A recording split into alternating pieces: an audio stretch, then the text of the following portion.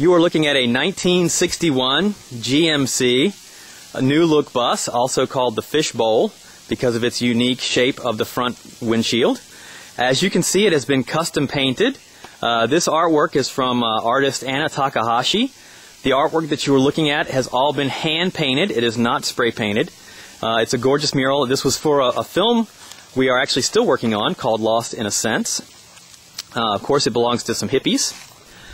As you can see, it's the artwork goes completely around the bus. It's really quite exceptional. The bus is completely functional. It actually drives in the movie. As you can see on the back section here, there is an air conditioning unit on the top. Although that is one of two things that are currently not functioning, is the air conditioning unit. We did not need it for the shoot. So that's one thing we did not have repaired. The other thing is the speedometer. They can both be easily repaired, but we just didn't have it done. We actually used a satellite GPS, which tells us the speed when we drove it. So we didn't need that. You can see there's the artwork on the rear. It has a Detroit diesel workhorse engine. Very strong. Still drives just as great as it did when it was in service. It was in service from the early 60s until about the mid-80s. Its run was in Oakland, California. Here's more of the artwork on the driver's side. Just exceptional work. The mural actually extends all the way up to the roof. It covers the roof with a gorgeous mural, which is probably some of the best artwork. I actually encourage you to look at the links we have for some other photos which do show the photos of the roof. So this is the celestial peace side. The other side is the flowered love side. The front doors and the rear doors are all from the air compressor, which actually has an air cushion suspension system, which is very comfortable. And so the doors open by air compression.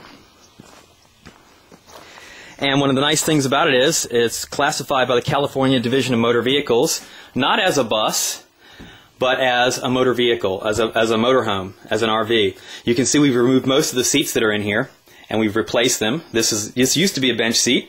It's a similar looking porch swing, multicolored porch swing. And this side was another middle facing bench seat, which now has a foot locker with actual feet on it, as the hippies would do. The only original seats that are still in there, and those are bolted in as they would be if it were running, we've faced one set from the passenger side, put on the driver's side, so they face each other. And we put this antique dining room table in there. Then we have this was a listening station for the hippies. We have bucket seats from a sports car in the 60s. The base of a 1950s television that we converted into a small table. There's actually padding and bedding and everything for what would have been the hippies' day bed. And an antique Westinghouse refrigerator, which all this comes with your purchase of the bus. And if you do not wish to use it, to rent it out as a hippie bus for commercials or etc., then you can actually opt to leave these here. And we have all the original seats that you can load back inside, and you can put them back and turn it back into a bus.